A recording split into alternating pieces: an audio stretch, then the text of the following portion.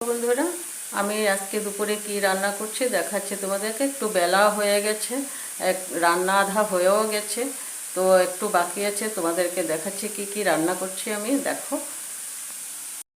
এদিকে বানিয়েছি মসুর ডাল। দেখো, মসুর ডালে টমেটো, পেঁয়াজ আর ধনেপাতা দিয়েছি, কালো জিরা, শুকনো লঙ্কা সম্বার দিয়েছি।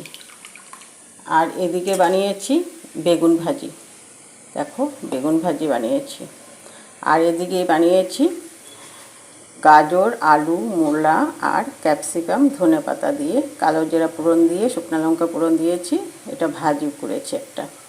আর এদিকে হচ্ছে শাক।